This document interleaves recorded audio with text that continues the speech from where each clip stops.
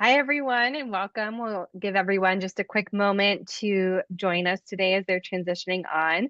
And as we have people joining the webinar today, what we would love for you to do is take a minute and introduce yourself in the chat. We'd love to know what organization you're with and where you're located so we can say hi. And we'll get started here in just a moment. I see people continuing to trickle on, so we'll give everyone a chance to do that. And we have a great session today. So we're glad that you're all here. All right, I'm seeing some people post in the chat. So if you've just joined us, as a reminder, we'd love to say hi to you. Go ahead and put where you're located and what organization you're with in the chat, and that would be great. And we're going to go ahead and get started with today's session. So welcome to today's webinar, our top 5 strategies to Kickstart 2025. I'm Rebecca Huron, the Director of Content Marketing and Learning here at Veritus Group, and I'll be working behind the scenes to support Jeff and Diana during the conversation today. And before I hand it over to them, I want to just cover a few housekeeping things to make sure that everything is running smoothly and we get to support you all as best we can. So we would really love to take all of your questions. Unfortunately, we can't do that live. So the thing that you can do to best help us make sure that we answer your questions is to put them in the Q&A box. And if you're not seeing that in your Zoom toolbar, it's potentially in the More section. So if you go to where there's just the 3 dots, there should be something that says Q&A box. At any time, you are welcome to put your questions in there. We'll be keeping track of those throughout the session and answering most of those at the end. So please, please, please do that. We would love to answer as many questions as possible. We would also love for you to use the chat to interact and share ideas or share things that have really stood out to you over the course of the presentation. And of course, right now, we would love for you to be introducing yourself and saying hello.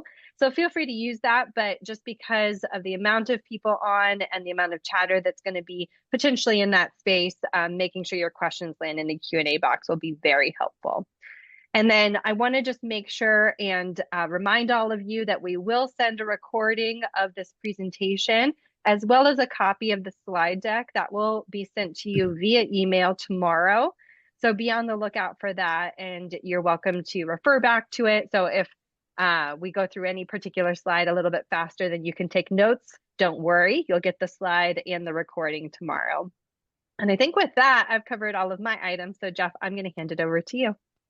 All right. Thank you. Okay, I'm Jeff Schreifels, and I am the principal and owner of Veritus Group. And gosh, Diana, I've been doing this almost as long as you, 34 years or so. I think you got me beat by a few years. I did.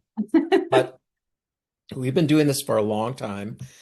And both on the direct response side and the major gift side. So I feel like both of us have this really good range of background to be able to bring to you today all the stuff we've been learning and out there in the market, but all of our years of experience. So we're really happy to be here.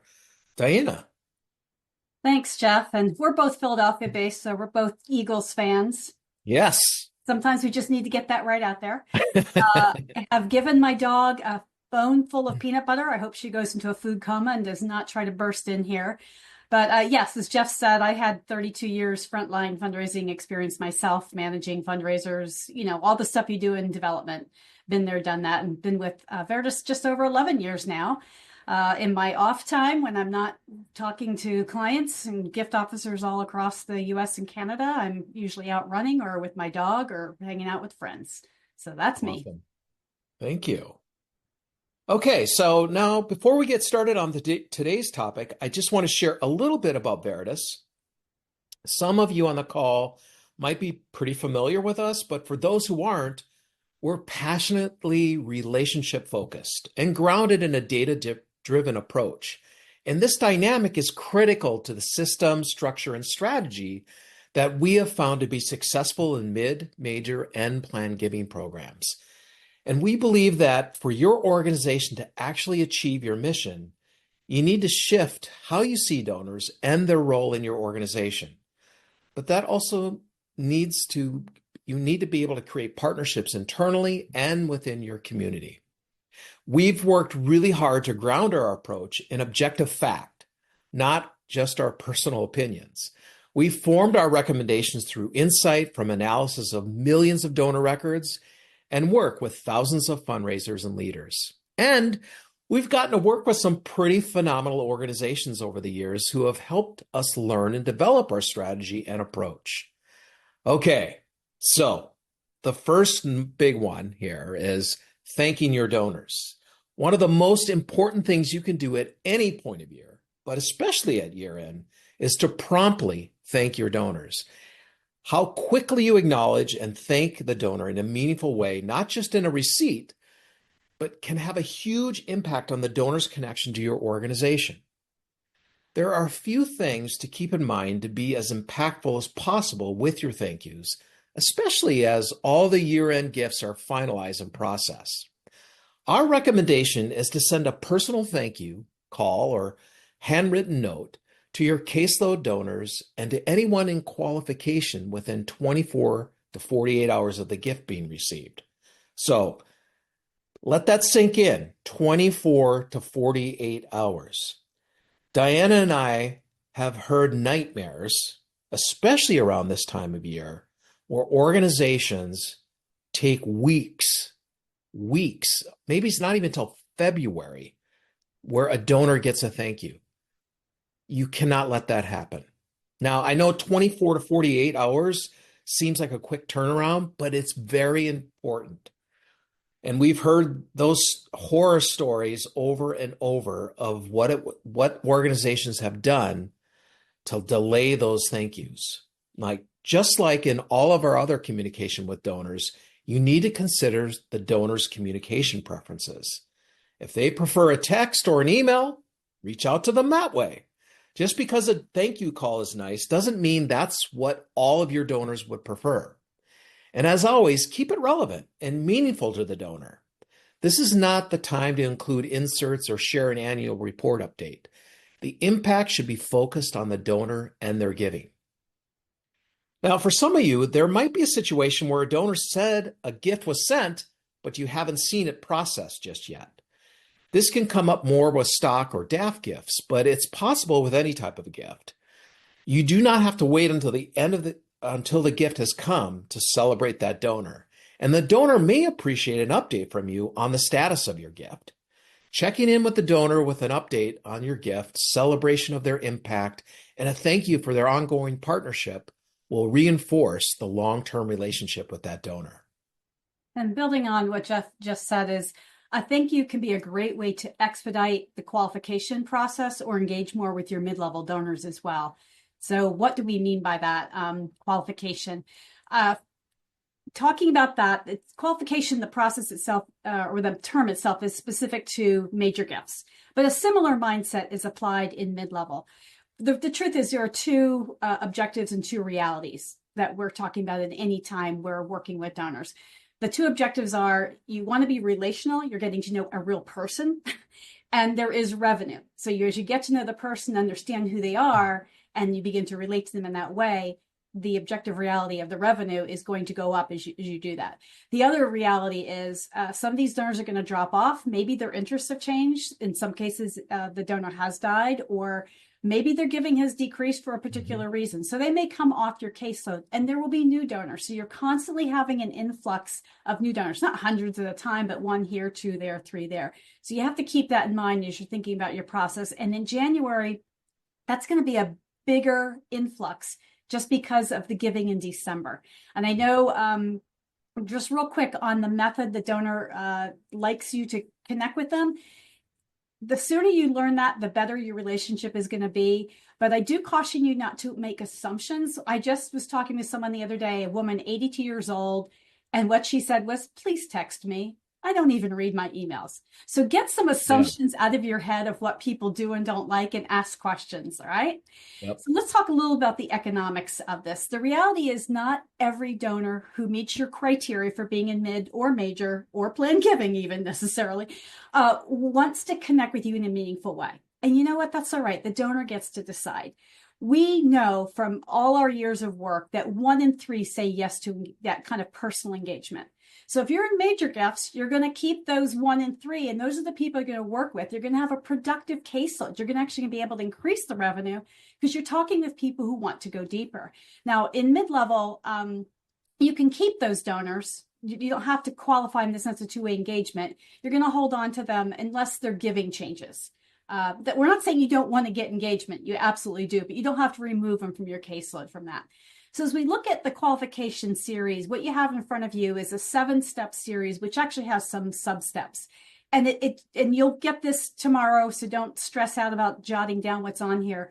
But this is really a way to build recognition and trust with the donor over a period of time to get to the yes or no on major gifts if you're going to work with this donor. So this is not rocket science, but it does take a plan. It takes persistence sticking to the plan, particularly when you're doing follow-ups after you do your intro letter and you do that 3-step follow-up with phone, email, or email, phone, email. We don't have a horse in the race other than that you try. You don't do a one and done. And you move on to content touch, you move on to a survey, you do a survey follow-up again multiple times, a touch point, and then a final handwritten note. If you have fidelity to this kind of process, you're going to engage more. And people always say, why? And I go, well, you finally kind of cut through the clutter and you've become a known name.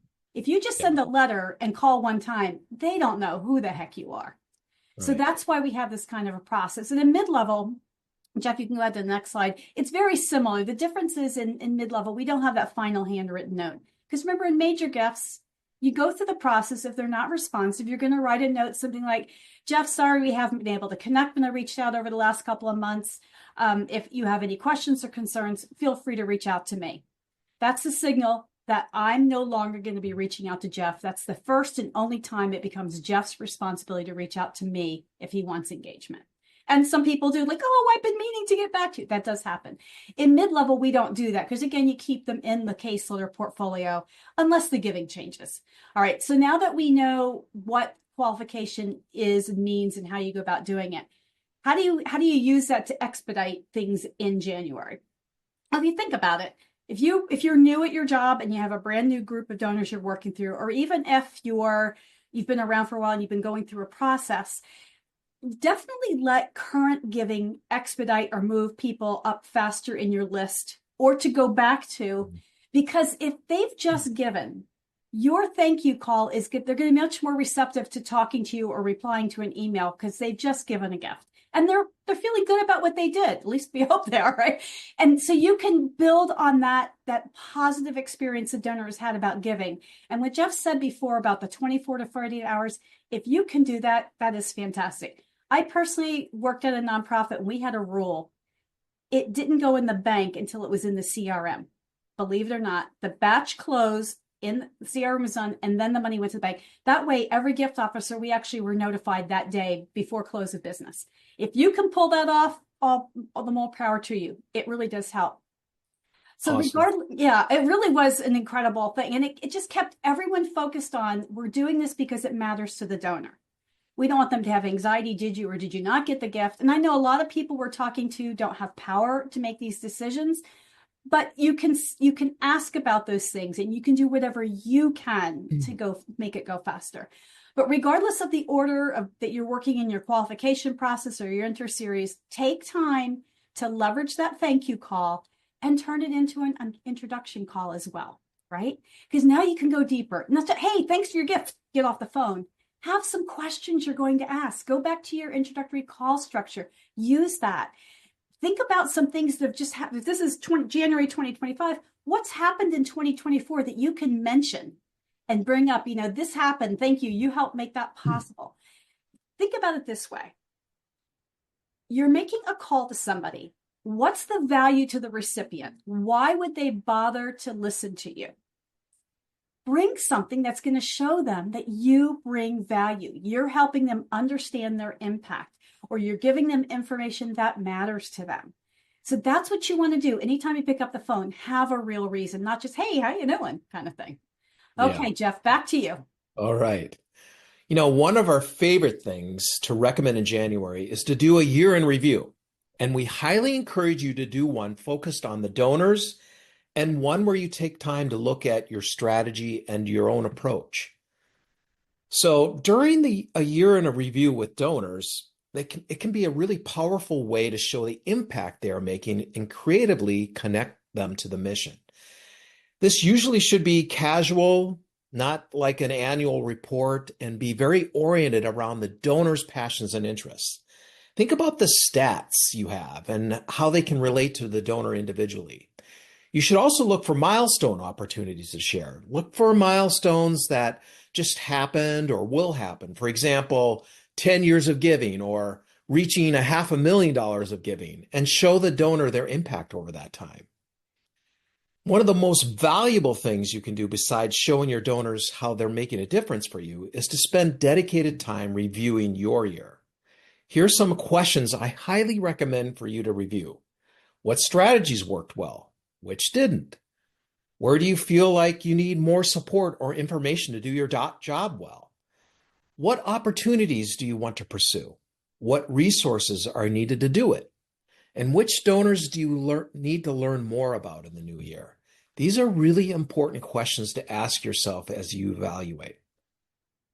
Thanks, Jeff. Another thing that you want to do in January, as close to when you close the books on December as possible, is do what we call a caseload refresh. It doesn't really matter when your fiscal year ends, because in this case, you're thinking of like a donor. The donor thinks in a calendar year. All right. So some things to keep in mind. You can go ahead, Jeff, to the next slide there. Before you start a caseload refresh, you have to keep a few things in your mind there.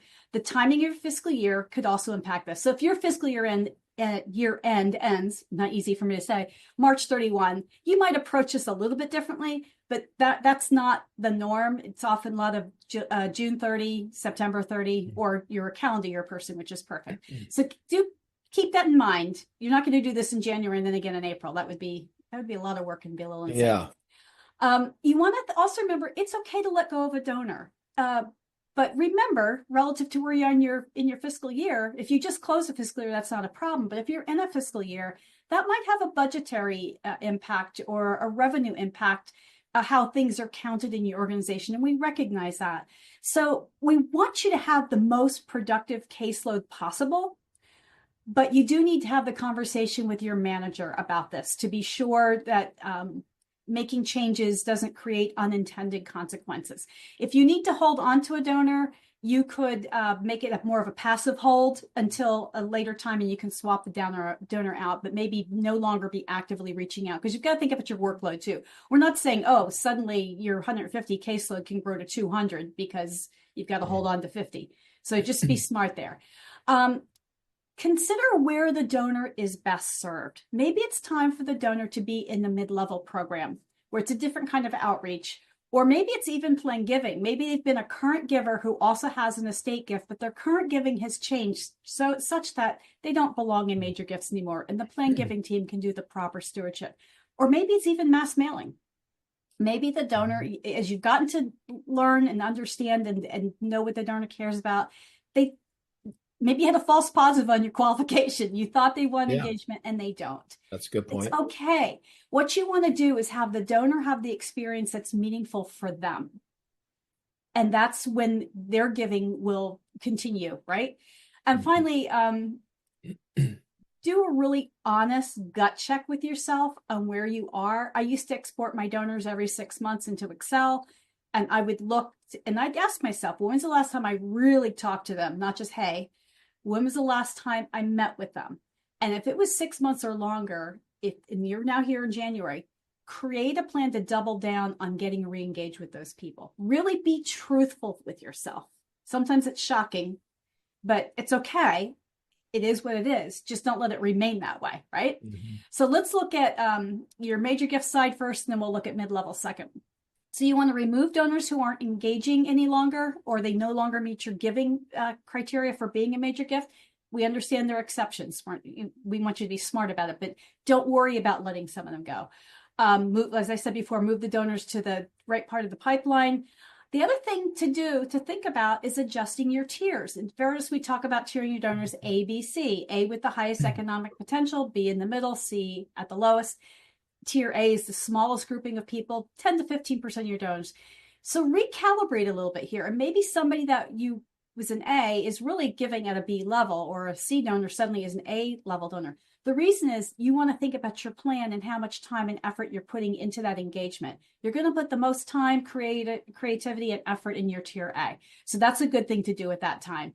And then you may find that you have ability to take on some new donors. So say you have space for 25 donors, then you want to get 75 in major gifts, right? Because 1 in 3 will be qualified in one engagement. So 75 donors to work through will get you to fill your slot of 25. So in mid-level, it is different. In mid-level, you want to try to keep your initial, if you're brand new at this, your initial cohort together for the first year. Try, although obviously if someone dies, no brainer there. And pay attention. If the donor says they don't want contact, we don't mean that. But don't be as quick on the giving amount to take somebody out that first 12 months. When you move into year 2, 3, and there are other ways to approach that. So even if it's January, I would not refresh a mid-level caseload if it's your very first year. If you find you have some space, you can take on some more donors. And just keep your process clear and organized so you really know what you're doing when. That's really important. So that's that part. The next thing that comes to my mind is January is a good time for planning. And I know everyone is super busy, even if you're in the middle of a fiscal year, this is your midway point. I would say block 3 to 4, maybe 5 hours on your calendar. Do it today on December 12th. Go to January. And if you can block out a whole half day, you'll be more efficient with your time. If you have to do it in 2 blocks, that's fine. But do that ahead of time. So it's there as a reminder that you're going to spend time planning. It's your mid-year planning. Okay, so there's some key elements on that. While your communication plan will look different depending on if you have a mid-level or plan giving, there are some elements that are consistent with major gifts here. There needs to be a level of personalization. Again, if you have a tier A donor, you're going to put more effort into that personalization. So, and in major gifts, every single donor has a personalized or customized plan. Now, some donors have basically the same plan, but you're not going to write the same opening sentence because maybe they care about the same things. But you're looking at each single tree in that forest. In mid-level, it might be more blocks. The blocks can be based on the tier. The blocks can be based on the people who, if they give once a year, the people give in June. The block can be based on they care about this particular aspect of your organization. It doesn't really matter, but you're going to tend to work in blocks, and those people will kind of move a little bit in lockstep. You want to make the communication as relevant to the donor as possible. Jeff and I both have touched on that before. Here's something to think about. If your donor has returned a survey at some point, last 6 months, last year, 2 years ago, doesn't really matter. Pull that survey out if you haven't already gotten that stuff into your database to refresh your memory. If they've never returned one, use January as a moment to send a fresh survey out, whether you're putting it in the mail or you have the ability to send the link and they can do it online. And it can be something like, I hope you have a few minutes at the start of this year to let me know your thoughts about XYZ so I can be sure to get the information that you care about. Beginning of a new year is a good time to think about that. Also, look back over recent email and phone conversation notes and use what you've learned to further customize your plan. Sometimes we can forget what we learned, right? Hopefully it's in your database, so you have a place to get it from. So right now, I'm coaching a group of mid-level officers that are doing just this right now for Tier A. They're pulling up they're identifying everyone as a survey so that January 3rd, what they're going to do, they come back to the office on the 2nd, January 3rd. If there's no survey, they're going to send the survey out to everybody. And then that next week, on that Monday, they're going to start drilling in. And what they're doing is they're going to have a communication that makes sense to that donor to ask for a meeting. They're bringing values to why in the world that donor would want to do that. It's a great strategy. They're going to do all their Tier A's in January and they're going to do their Tier B's in February. And then the other piece of this is make sure you have a good cycle of communication. Think about cultivation, generally speaking, are those things that you're doing to move toward an ask. You're creating the case, making the case for why a donor might want to support something. And stewardship is kind of the look back. And the cycle can look something like this. This is a very simple one. Again, don't stress out. You'll get this tomorrow and you can look at it more carefully. But basically, you identify the interest that the donor cares about. You're coming around the outside here in the black to the gray. You identify a problem that you think that might be of interest to the donor. You invite the donor to consider addressing that problem. You ask them to give a gift of support. The donor gives a gift, and then you move into that inner circle. And we use YMAD, you made a difference, that acronym, and Touchpoint kind of interchangeably. The point is reporting back and engaging with the donor. Personal connections, new information on a project they supported, something new that's happening, whatever it is. You want to do that cycle. And then you can come back around out to the outside. Some of your donors will give multiple times a year. There might be another thing you want to bring to their attention. So that's what you want to do there for a communication cycle, just thinking through with that. So the last part here that I want to talk about is planning for creativity. And I said it a little bit before. I said one thing before, block it on your calendar. I am a huge believer of this. When I was a frontline fundraiser, I'd block it on my calendar. I had the blessing of an executive assistant who, if my door was closed, she did guard my door. She knew that meant that I really needed alone time and not to be interrupted. If you can't do that in your office, go to a coffee shop and do it at home, or maybe you do it as a group of people. All three of you get into the conference room and do it and commit to doing it together. Just don't devolve into a chat fest, right? Yeah. In fact, the one group I'm talking about, they're going to have popcorn ideas. They're going to pop the ideas up on a whiteboard and just keep on working. And that way they can see ideas from other people, all right? You're busy and your time is limited. That is why planning is so important. If you plan as you go forward, you can actually respond instead of react.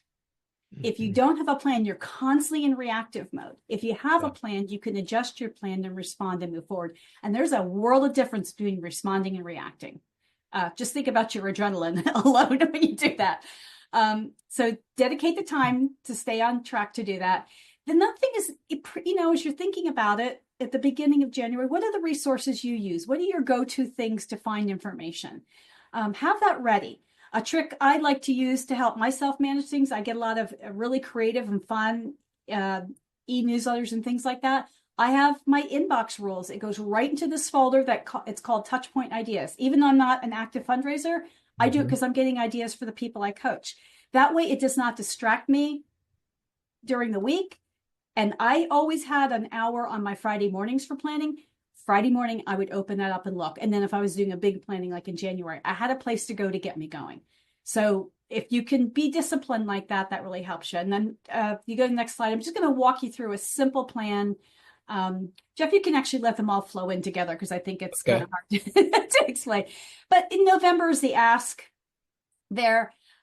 There are a couple things that the orange colored ones, those are organizational items that you can use, the winter newsletter and the summer newsletter. And you can put a handwritten note on newsletter to call attention to something. If you can email in advance the newsletters in the mail, I want to make sure you look at such and so. You've just changed an organizational touch point into a customized personal touch point. Think about stewardship. You might want to, right in the beginning of the year, if this happens to be a calendar year, fiscal year, meet to deliver a formal report on the last gift. Or maybe it's an informal report. I don't think I care so much about that as in you're making sure in January you have a look back. Have I actually reported back? That's what we want to see happen there. And if you look over there into June, maybe, another kind of a reported thing, text a photo of a family at a dinner event. That's kind of a fun, creative thing. Doesn't require a whole lot. Then you've got these gray ones. These are cultivation touches that can help you build the case for why they would support. Maybe a YMAD, you made a difference of one person who was helped.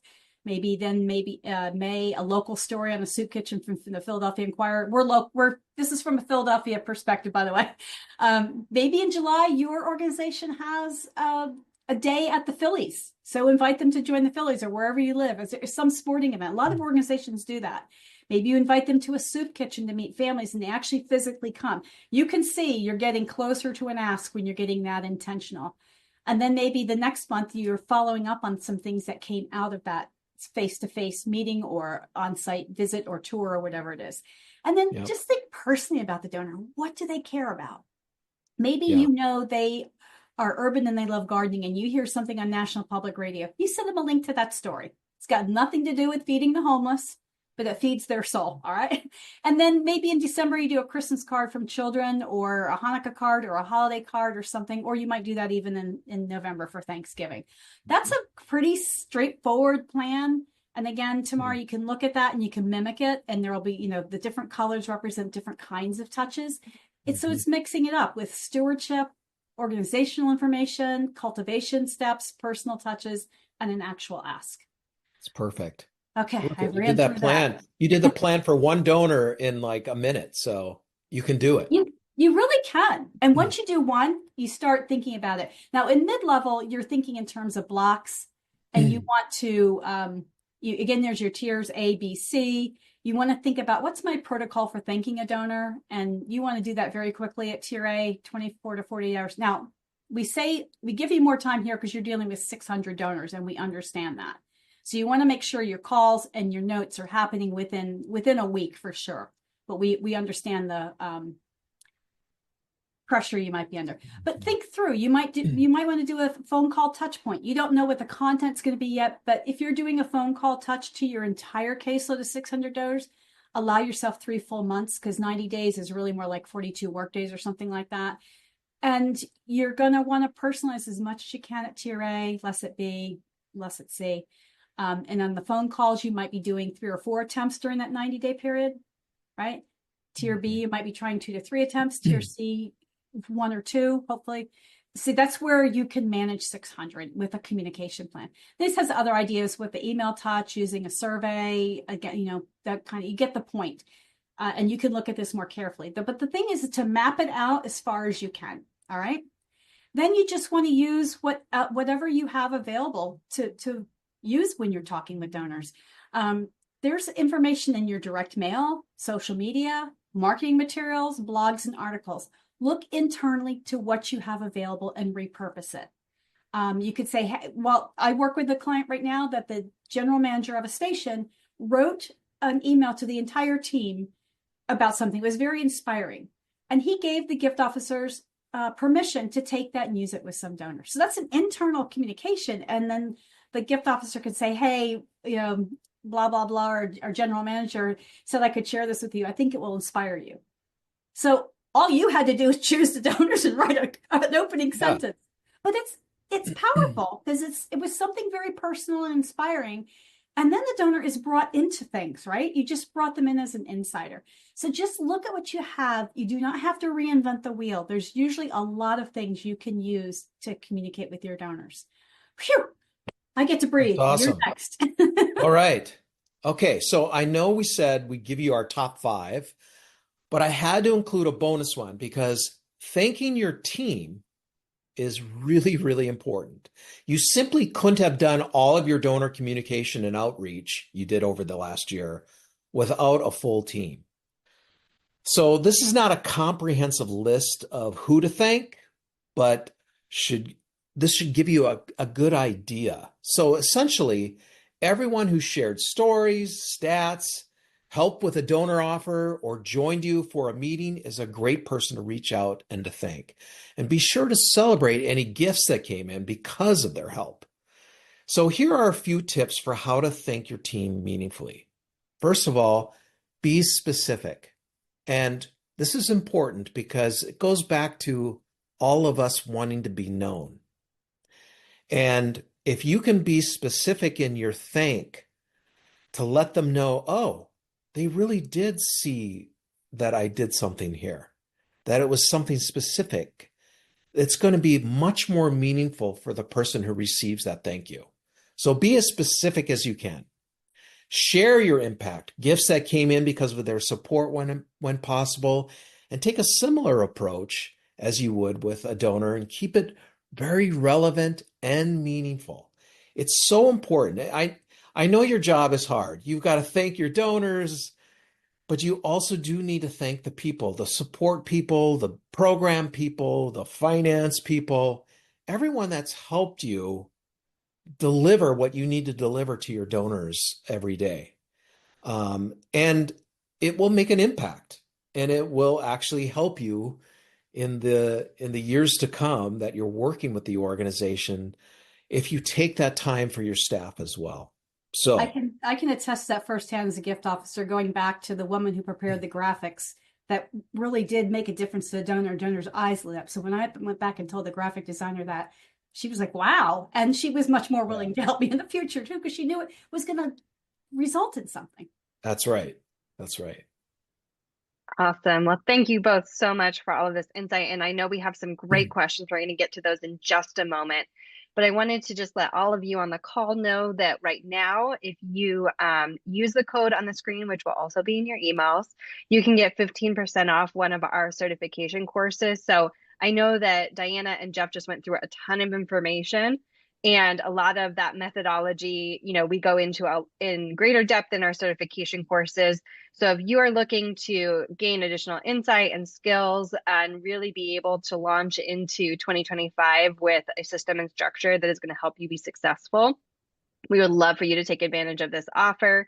It's only running until the 23rd. So that's why I wanted to make sure that you all knew. And if you want to click on that QR code, it'll take you to our course offerings page, but you can also find all this information on our website.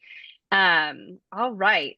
We are going to go ahead and get through some of these questions. So if you want to pull the slides down, Jeff, you're welcome to do that so people can see your lovely faces.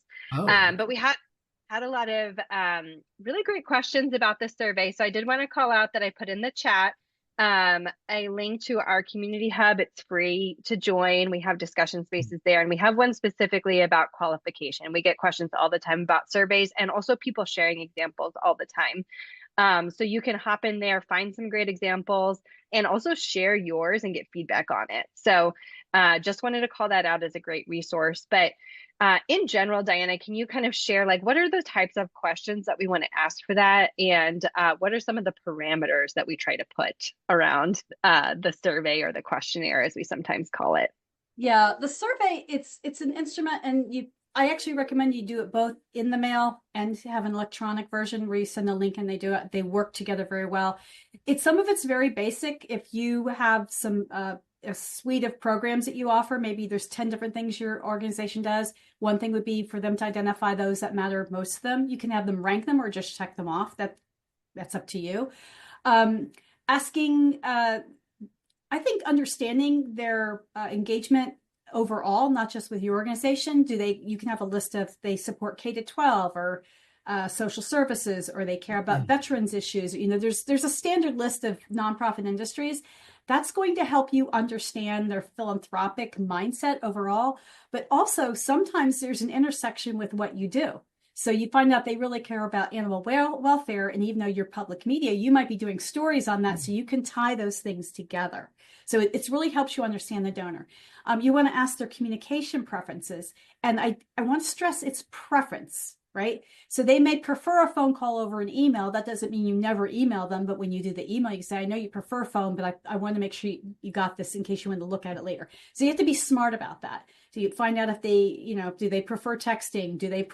Will they even let you text? It's communication preferences are in there. Those are the main basic things. Some organizations leave an open-ended one. If there's one thing you could tell our executive director, what would it be? Now, yeah, you might leave yourself open to some anger rants, but okay, now you know, and maybe you can work to resolve some things. So keep it simple, one side, two sides max. Don't make this, let me put it this way. It's not a marketing survey. There's nothing wrong with marketing surveys, but you're not doing this to find the trends. You're doing this to find out what Rebecca cares about as it relates to your local food bank, right? So that's what we mean by survey. And if you go into the hub, as Rebecca said, there are examples there. Yep. Great, thank you. So we also had a question about kind of, in our view, is there a difference between a mid-level donor and a leadership annual donor? Jeff, would you mind taking that question? Well, I guess it would determine a leadership annual in this organization, I would assume, is their direct response program, perhaps. So you really need to do a donor analysis to be able to look by cum levels, how many donors you have in different cum level ranges, all the way up to your top major gift donors.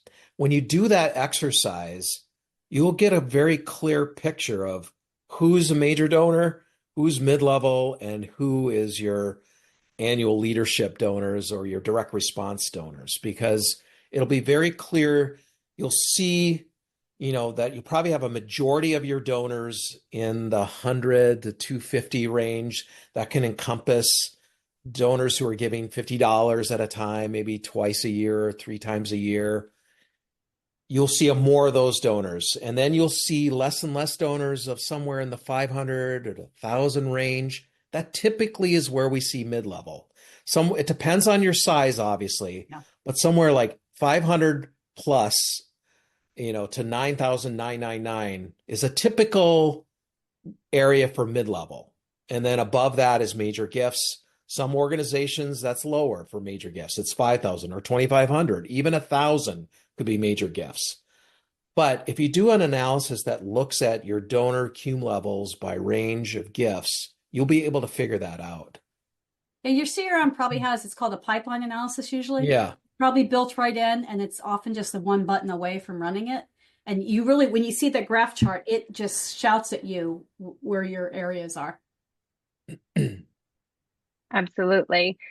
And we kind of had another question come in sort of related to this. And I think this is just an example to kind of keep getting people's brains around, how do you figure out your giving levels? But this question is just trying to figure out, like, how do I do that 7-step qualification process? This particular organization has 2,000 donors in the 1,000 to 9,999 range, and 250 that are 10K and higher. And so kind of what we were just talking about, that assessment is going to help you sort of figure out really, like, where do you maybe need to adjust to what your mid-level range is. But what do we recommend for people when maybe they have too few major donors, as they're considering it, and too many mid-level donors? And how do we help them adjust that? That's good. Yeah. One thing you could look for is also to narrow down who you're going to start this process with, because you don't have to do everything today or in January 1. Contactability. Do you have phone and email? Start with those people, because you're going to be able to get momentum and going with them. So that might narrow down the number you're talking about.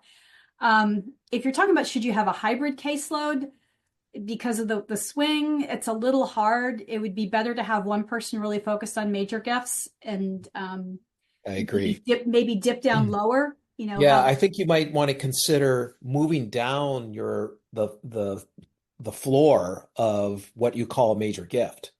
Yeah. Like we see so many organizations that say it's 10,000 and above, and there's like 50 donors that reach that level. Yeah. Right. But that, it's like they think, well, 10,000 above should be major gifts, but maybe it should be 1,000 or 2,500. Yeah. I agree with you, Diana. Let's get a full caseload for major gifts, and then let's do the mid-level from there. My experience with every person who's tried to blend it, major gift always wins the day when push comes to shove with time. And then the mid-level donors really don't get the attention they should be getting. And actually revenue can go down on that part. And because they maybe only have 50 at the major gift level, they might be overspending time, which sounds kind of crazy in a way, but it's just very hard to chop yourself in half. Yeah. Good advice. So we have a really interesting question about the increasing volume of spam calls today. And is it still even appropriate to make phone calls as a fundraiser, even if it's just for positive reasons like thanking a donor? And how can fundraisers kind of balance the need for personal connection with a lot of growing concern amongst the general public around phone calls? We come from a permission-based asking model, and that's pervasive in everything we do. And if you hang around a training long enough, you hear us say PBA ad nauseum, probably. So if you think about it, you start with a letter, and the letter says you're going to call. So you've already said what you're going to do. You've given your contact information. If they absolutely do not want to call from you, they can email you, right? And stop that. They can do that. And I've seen it happen sometimes. But you've set the expectation, and your name is there, and your phone number is there. And then you make a call, you might not get through, and you might do a follow-up email. But through that qualification process or the intro series, you're building identity. So no, they may not answer the first time, but they may answer later. Yeah, that's a good point. You're not a stranger, like you're not their friend, but you're a known entity, and that you've built some trust there. So I think that's what's going on. A lot of times is fear, but once they really are with this organization, because I think we often have to remember that mid-level, when you start a mid-level program, for many of these donors, it's the first time you're introducing this kind of a relationship with the organization. It might be the first time someone from any organization has called or tried to call or asked to call. And so you just have to understand that for a while. It will take some time, but once you build that trust, then the donor will pick that phone up or the email, or you email them saying, "Hey, I'm going to call you in a day, remember?" And they go, "Oh yeah, I'll be ready," that kind of thing. So it takes time, but once you've developed that trust, the donor will communicate with you. One additional thing to encourage you, you're not cold calling. These are people who've already said yes to your organization and have already given a gift of support. So you're not randomly calling people here. You're calling people who've invited you into their life on a certain level. So I think you should have some confidence in that. And we even have a Spotify playlist to pump you up for phone calls, because you have to, I'm going to be making calls, and sometimes that can be hard. But have some trust that these people on the other end are good people who have invested through your organization to make something better or different. That's a great reminder. Thank you. We have a question about, that first strategy that we mentioned around promptly thanking your donors. And the question is, if I call and leave an effusive voice message of thanks, should I also be writing a handwritten note, or is the call sufficient? Do you kind of have to do multiple things when you are doing the call, or can you allow the call to be enough? That's going to be relative to where you are in the relationship. If you've never ever engaged with them before, I think a nice handwritten note to follow up is a nice additional touch. And if it was a brief call, that can certainly, you can write something in that note that maybe the next time the person won't get off the phone so fast. If you've talked to them multiple times and you've left a message, I think that's adequate. But also pay attention to their communication preferences if you know them. If they absolutely hate the mail, don't put anything in the mail. But on the other hand, I don't know if you can see this behind me. I'll grab it. My grandmother's basket that I still have, all kinds of notes. In fact, there's one from Rebecca in there. People do like a handwritten note. Yes. They get held on to. They might not put them in their grandmother's basket like I do, but they don't throw them out right away. They'll sit on the counter or on the refrigerator or something for a while. Yes, that's a great reminder. So and I'm glad to know. One day are we saying that, Diana, one day when you're gone, we're going to find a room full of notes somewhere in your house that you've been stashing? Yes. Yep. All right. I love it. Okay, it's I good love to know. And from my grandmother's basket, Ida. Grandma Ida. That's perfect. So we also got a question about CRMs that we recommend specifically for smaller donor bases. And I know we don't technically have any recommendations, but we certainly work with a lot of different databases and have over the years. So in this particular situation, they have about 3,000 people in their email audience and only 200 in the donor. So this is very small. But in general, do you have any recommendations of systems that are pretty functional for a smaller donor base?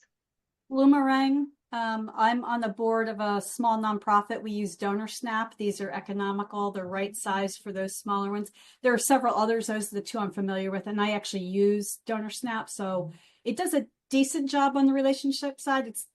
You're not going to have all the bells and whistles, but like even DonorSnap, you can do the pipeline analysis with a push of a button. So just do a little research. They're pretty inexpensive, like $50 a month, something like that. I know there's another one. I want to say In Kind, but I'm not sure if that's the right name. Yeah. Great. See some People are giving their popping up. recommendations on Yeah, that. there's some That's good great. recommendations. Yeah. Little green light I'm seeing coming up if you didn't see that. Yeah. Check them Awesome. out. I do think it's important to not be tempted to go Salesforce or Razor's Edge or something that's hugely expensive if you're small. And don't feel like you're missing out. You're really not, because a lot of those large enterprise ones, they require a staff to make the reports work. So simple can be better. Neon. Yeah. Someone says, don't do neon. Okay. Oops. But I have heard of neon before. It's good to get lots of perspectives when making that decision. So, which you can do on our community hub, by the way. Another plug for the hub. That's a perfect place to ask that question. Yeah, absolutely. And so related to databases as well, we did have a question about, we talked a lot about personalized communications plans with donors. And so do you recommend putting those into your database as actions or no? If you have the opportunity to do it, yes. Yeah. The problem we see is that many CRMs don't have the ability to do it, which is one of the problems with CRMs overall. Yeah. And so that's why we had to create the DEP, the donor engagement plan, which is a separate, basically an Excel, a really high level Excel document to help you create a plan for all your donors and be able to see where you are. So but I'd rather have that DEP in everyone's donor database because it's much easier if it's all integrated. So if you do have the ability to plan ahead, yes, please put it in your donor database. Yeah. If you use an Excel spreadsheet to create your plan, I am confident that plan can be uploaded into your CRM and then you can execute that you did it in the CRM. You do need help from IT or your database person to do that, but it's not that complicated. I see people do it into Donor Perfect, Salesforce, Roy, and Razor's Edge regularly on a regular basis.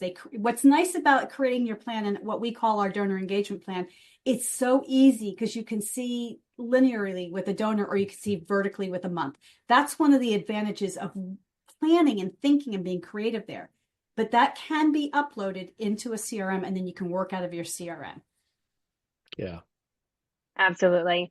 And so just so everyone knows, the DEP is our donor engagement plan. That's our planning tool that we've created. And there is a free version of that that's available in a moment here. Once I get Diana and Jeff talking again, I will go grab the link for you all and put it in the chat. But it is on our website under the resources. So just so that you know that that's available if you don't grab the link.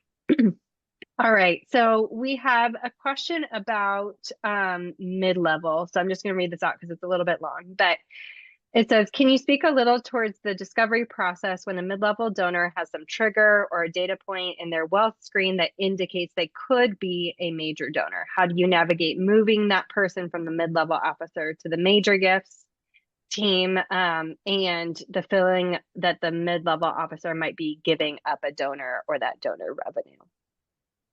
Mm-hmm. Well, let's take the giving up first, because that's how people feel. If that's how a mid-level officer feels, I would say reframe what their job is. Yes. Keep, lift, move. You want to retain donors and value. You want to increase value, and you want to move donors to major gifts because that is part of what you're there for. So that they can have the donor can have a different experience in their journey with your organization with face-to-face and things that a mid-level officer typically can't do, right? So that needs to be baked into the DNA of what a mid-level program does. So we like to see 3% of managed mid-level donors move to major gifts in a year, and that is achievable. So you could have great pride in achieving that. Then it comes to how do you manage that handoff, right? It's going to be a little bit relative to how well you know the donor. You can have a joint Zoom call. You can do it by email exchange. You can talk to your donor and say, as I've been listening to you, my colleague who lives, blah, blah, blah, near you really can help by bringing you to such and such a thing. We just had somebody in Florida. The organization's based in Memphis. All the mid-level officers are in Memphis. The donor's in Florida, and there's a major gift officer there. And they reached the point where the donor really wanted to get more engaged. Perfect handoff. Yeah. Because Stephen in Florida can do what John in Memphis can't do. And so they did that. It's not as disruptive as you might think if you set the context for it and you're explaining the reason why. I want you to be able to go deeper with us. Jeff, if you want to add, there's probably what was the first part of that question? Because You answered the last part first. And then the middle part. Yeah, what was the first part? I got lost. Can you speak a little bit towards when a mid-level donor has like a trigger or a data point that comes up in wealth screening that indicates that they could be a Yes. major donor? So we still would say you gotta find out, you gotta qualify them, meaning you gotta know, do they want a two-way engagement Yeah. with you? So if they hit one of those triggers, whether it was a gift amount or you found out they have a DAF or a family foundation or something like that, where it sounds like they have greater wealth than what they're indicating by their current giving, that's when you would try to reach out to them to really find out who they are. What's their story? And then from there go, okay, this donor actually is someone that wants to be a major donor, or they've got much more capacity and they want to be engaged with us. Then a handoff would be acceptable. I wouldn't do it just based on a wealth capacity rating, though. No. I don't, that's an external valuation of their capacity. It's got nothing to do with the donor's interest. Remember, it's Right. what are they giving your organization? How much are they investing in your organization? How involved do they want to be with what you do?